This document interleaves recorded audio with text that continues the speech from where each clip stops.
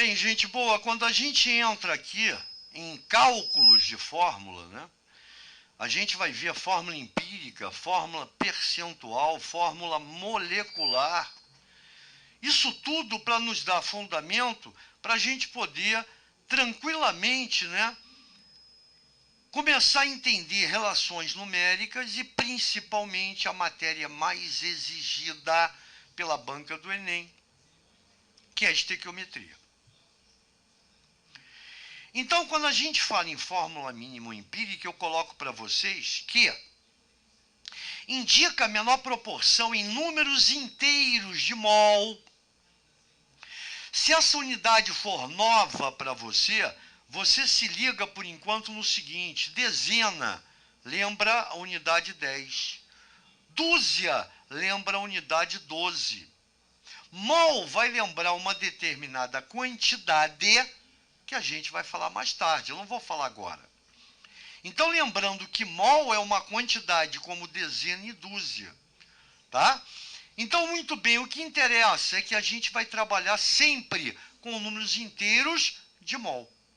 Dos átomos, continua, dos elementos que constituem uma substância.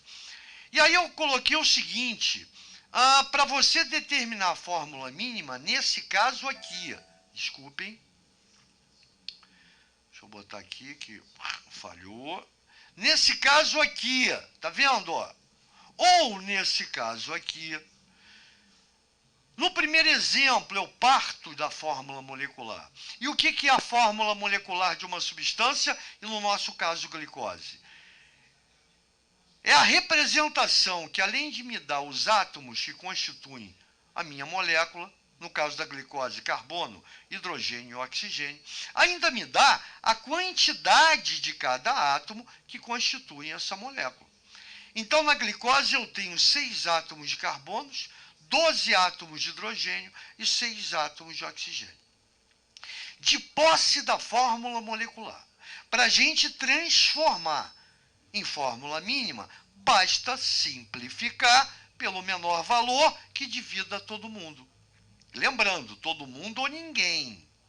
Ou você divide todos, ou você não divide ninguém. E aí você obtém a fórmula mínima. 6 dividido por 6, 1. 1 eu não coloco o próprio símbolo, está dizendo que tem. 12 de hidrogênio dividido por 6, 2. 6 de oxigênio dividido por 6, 1.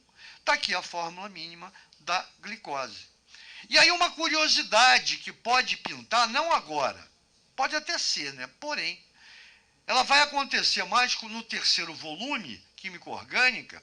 Quando a gente começar a avaliar alguns compostos orgânicos, a gente vai ver que com a mesma fórmula mínima, a gente pode ter várias fórmulas moleculares de funções diferentes. Isso vai acontecer por quê? Porque o que vai diferenciar esses compostos não é a fórmula mínima, e sim a sua massa molar. E aí a gente vai ver isso futuramente. Então fica muito tranquilo quando, a partir da fórmula molecular, a partir de simplificação, eu tenho a fórmula mínima. Bem, segundo caso, o cara me dá agora, ó, a fórmula percentual ou centesimal, que é essa representação aqui. Lembrando que a percentagem, tá, é uma parte relacionada a 100 partes. Então, se você tem 100 partes do todo, essa representação está confirmando para mim que das 100 partes do todo, 75 partes pertencem a carbono, 25 partes pertencem ao hidrogênio. Agora vamos substituir partes por gramas, que dá no mesmo. Então eu tenho em 100 gramas desse composto, que eu não sei qual é, 75 gramas pertencendo ao carbono e 25 gramas pertencendo ao hidrogênio. Fiz isso aqui, ó. E aí, para deixar você muito mais tranquilo, é dado no problema o mol, aqui, ó, de cada elemento, desculpem, constituinte da minha substância. Carbono, o mol equivale a 12 gramas. Hidrogênio, o mol equivale a 1 grama. E quando eu tenho a unidade gramas, isso não está se referindo, essa massa, a um único átomo, e sim a 1 mol de átomos. É uma quantidade, de novo, que a gente vai ver daqui a pouco em relação numérica. Quando eu digo que o hidrogênio tem mol igual a 1 grama, não se refere essa massa a um único átomo, e sim a 1 mol de átomos, que é uma quantidade bastante expressiva. Então, o mol do carbono, 12 gramas. O mol do hidrogênio equivale a 1 grama. O primeiro passo e o segundo eu sou obrigado a seguir para, a partir da fórmula centesimal, eu sair na minha fórmula mínima. Primeiro passo, calcular o número de mol. Para não ter erro, para não ficar decorando, se eu tenho 36 ovos e quero saber quantas dúzias eu tenho, basta pegar essa quantidade e dividir pela unidade 12, dúzia.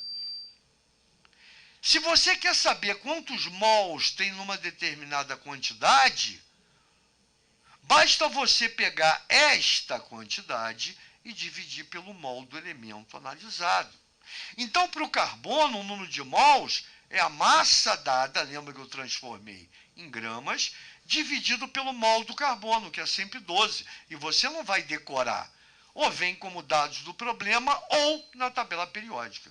Para o hidrogênio, a quantidade que eu tenho, a massa, 25. Lembra que eu transformei percentagem em massa. E o mol do hidrogênio é 1. Dividindo isso dá 6,25 mols. 25 por 1, 25 mols. Lembra agora o segundo passo, que eu tenho que ter números inteiros. Então, eu vou dividir os valores obtidos pelo menor valor. O menor valor, 6,25. 6,25 por 6,25, um átomo de carbono. Está aqui.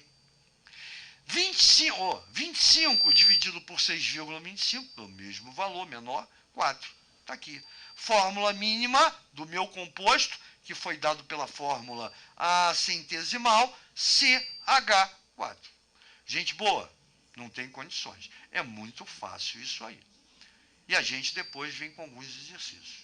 Para vocês. Valeu? Grande abraço e até a próxima página.